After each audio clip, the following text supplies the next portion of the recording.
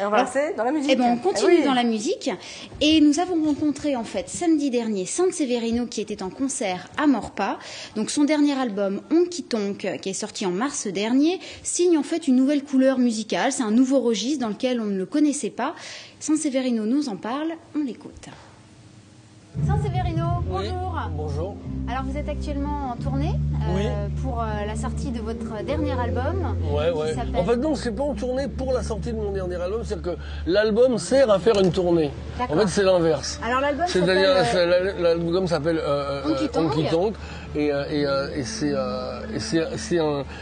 comment dire, la tournée sert pas à défendre l'album, l'album sert de base à la tournée, c'est l'inverse. D'accord. Bon, voilà, je te précise tout de suite. Et alors du coup ce soir pour la fête de la ville à Maurepas, vous êtes en concert, vous allez présenter quelques titres. Ah oui, je vais présenter tout l'album. Tout l'album. Ouais, il y a pas peu de choses. En fait, je fais ça à chaque fois. C'est-à-dire que là, les albums servent à changer les spectacles. C'est pour ça que les albums servent aux tournées et pas l'inverse. C'est-à-dire que c'est l'occasion de renouveler tout le répertoire et de faire a priori 80% de nouvelles chansons. La musique que j'utilise pour cet album, ouais, ça fait partie de la country et du folk. Il n'y a pas de batterie, il n'y a pas d'instrument électrique. Alors vous avez c'est avec oui, quand même. Ouais. Est-ce qu'il y a d'autres instruments? Ouais, il y a un banjo, violon, mandoline, contrebasse et guitare. Voilà. Et le bluegrass, c'est quand même, faut respecter ses lois. C'est un peu comme le tango, s'il n'y a pas de bandoneon, c'est dur de reconnaître le son. Là, le bluegrass, s'il n'y a pas de banjo, 5 cordes et de mandoline, c'est limite. Donc voilà, il y a un peu des règles. D'où vous est venue cette passion pour le bluegrass? Je connais ça depuis que j'ai... Non, c'est rien, ça fait 30 ans que je connais le bluegrass, quoi. Voilà, j'avais découvert ça quand j'avais 20 ans. Et puis voilà, j'ai toujours... Vous connaissez plus sur des sonorités jazz manouche, on va dire. Mais ça a duré que jusqu'à 2006 et j'ai changé en concert et en album à partir de 2006, c'est-à-dire donc il y a bientôt 7 ans. Et j'ai fait donc 2 albums de swing et les 3 après ont été des albums avec des sons différents à chaque fois. Voilà, on a vu l'évolution rock, jazz, aujourd'hui bluegrass. Alors je sais pas si c'est des évolutions, c'est des virages, plus que des évolutions. Parce que, c'est un pari osé là? Non, c'est pas un pari osé, c'est pas très dur, hein, je risque le ridicule en gros. Hein. C'est pas très grave, hein, je veux dire, je change de son pour un album, voilà, je suis pas le premier à faire ça. Les groupes généralement font pas ça, les groupes ils gardent leur même son tout le temps, et puis il y a des chanteurs qui aiment bien aussi garder leur son et d'album en album pour que les gens les reconnaissent tout le temps, puis eux c'est le truc qu'ils aiment. Et moi j'aime bien changer maintenant à chaque fois et me plonger dans des univers que je connais quand même, mais qui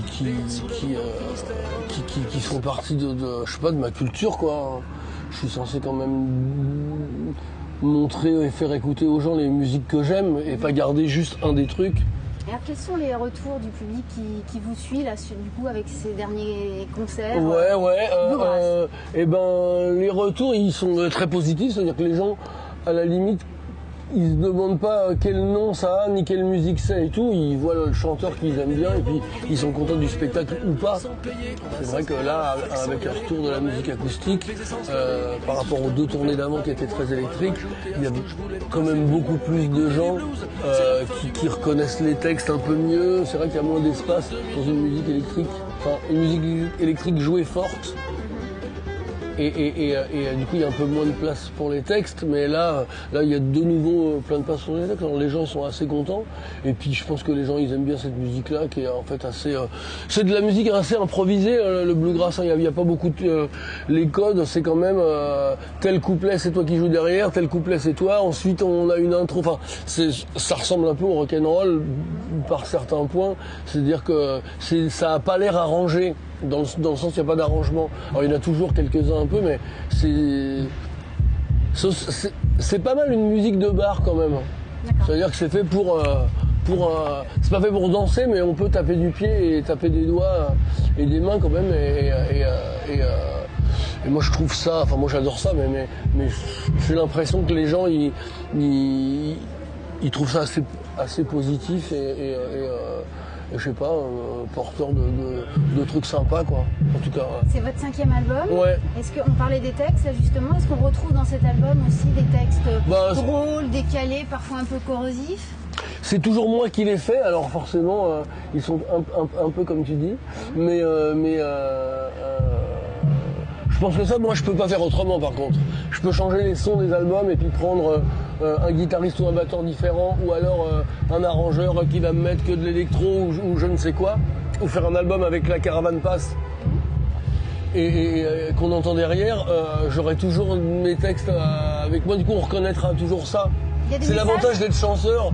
Il y a des messages. Moi, j'ai l'impression que j'ai plus de messages en concert que dans les albums. Les messages, c'est quand même un peu toujours les mêmes. C'est quand même un peu mon rocon, quoi. Ce soir, il y aura un message? Je verrai bien. Ouais, en fonction de l'ambiance. Ouais. D'accord. Merci. Non, de rien du tout. Merci beaucoup.